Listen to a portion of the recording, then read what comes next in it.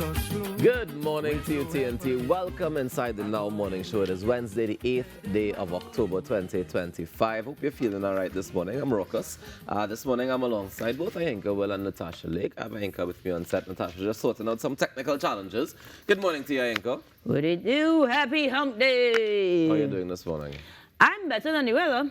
See, yesterday we started telling you all about it, and it came to pass that it was more incredible than we could have ever imagined. Well, it was kind of strange, right? Because we were talking about the heat. We were talking about the heat so much, and then out of nowhere came this downpour of rain, followed by gusty winds, which and led to perfect conditions for a tornado. That was not something we had on our bingo cards at all. Not at all. But it certainly was actually very logical. The extreme heat, the cold, the wind.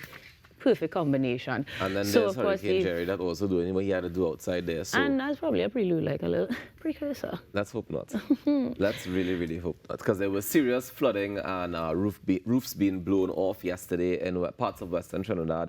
We understand that there's also been some flooding taking place in Tucker Valley, up in Maracas. There was flooding as well. I saw so many images of so many things happening yesterday that it was like, whoa.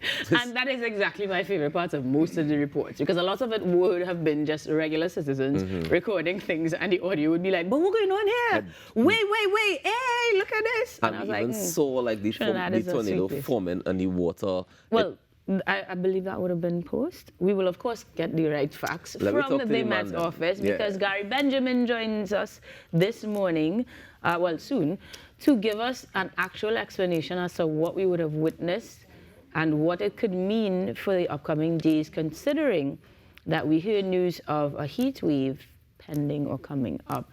These, of course, are visuals that have been shared across social media platforms. Yeah. So while we cannot attribute the footage to a singular person, by now you would have seen these visuals across networks, across platforms, and of course heard feedback from Minister of Local Government, Khadija Amin, who will be checking in with us hopefully this morning as well to give us some insight. But first, we should be checking in with the Med office. So, Mr. Benjamin, are you with us? Good morning. I'm here. Good morning, Pleasant. Good morning. To you. Thank you so much for making time to give us some feedback, because, as per usual, we try to check in with you to understand, first and foremost, what we've seen. Are we right to say we fully had a tornado? Yes, we did in fact have a tornado. In fact, it was initially, we would have had water spouts, and the water spout came on land, and it became a tornado as a result. Whenever we have that type of formation over the sea, is a water spout over the water, and when it's on land, it is considered a tornado. And that is a funnel cloud out of a strong thunderstorm which touches to the surface, either over water or land. I appreciate the distinction, because we definitely had some amateur reporting. But does that mean then we have to look out for these sorts of conditions, or do we have the right conditions for this to happen again? Well, as long as we have strong thunderstorm formation as we had yesterday, where all the ingredients were ripe for that happening, we had a surface low-level trough passing through. It brought some moisture convergence. We also had the intense heating over the land, which we've been having for the past few days in this heat peak. And also we had light winds. And tornadoes and water spouts are not unheard of in Trinidad and Tobago. They are an expected feature whenever we have these strong developments of thunderstorms. Of course, the thunderstorms in different areas would have different effects, so that what happened in the west area would have spawned some water spouts or a tornado, and then we would have had certain places near hilly areas would have strong downdrafts and certain types of flooding. So the fact of the matter is, whenever we have these strong developments as far as convective activity and thunderstorms is concerned, we should be looking out for the water spouts or the tornadoes, which in our case, thankfully, do not last really long as those we would see in USA, for instance. But Mr. Benjamin, it didn't need to last long to create a lot of damage. So in terms of the citizenry, how do we prepare or navigate these sorts of endeavors or these sorts of happenings? Well, yes, The fact we have to say thank God, because we look at the type of damages that a tornado could do, even the weak ones that we have, and that is relatively weak to the others across the world.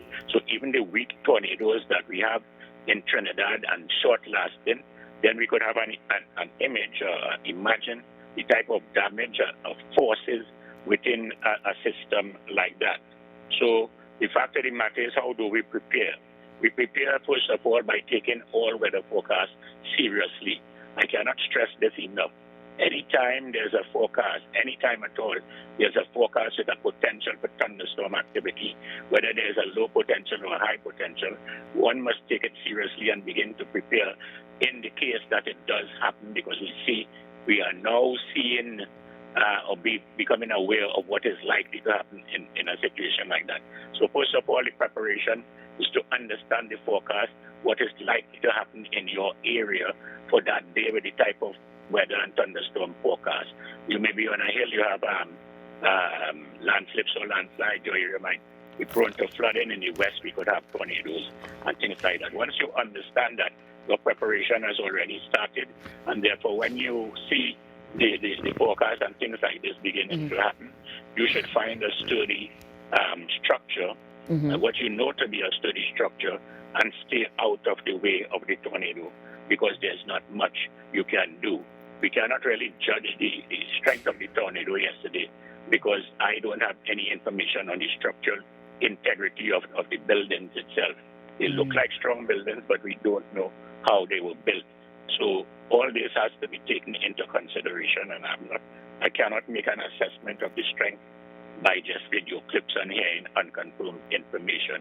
But the fact of the matter, you prepare by understanding the type of weather likely in your area, and therefore you would know that at a certain time, we all know in the west, during or certain time in central areas of Trinidad during the afternoon, late morning, that there's likely to have sudden development of thunderstorms, and therefore you being aware of that would put yourself in a position to be prepared for it beforehand. And as I said, stay out of the open and find sturdy structures to keep inside of until the danger has passed. Mr. Benjamin, we truly appreciate the insight that you've given to us, and we trust that there will be more information as soon as things like the actual strength of the tornado is measurable in any way in the future. But we will check in with you should this happen again, or for any other Met updates, as we appreciate your insight this morning. Thank you so much for joining us. Much appreciated. Be safe always and take care. You as well. Thank you so much.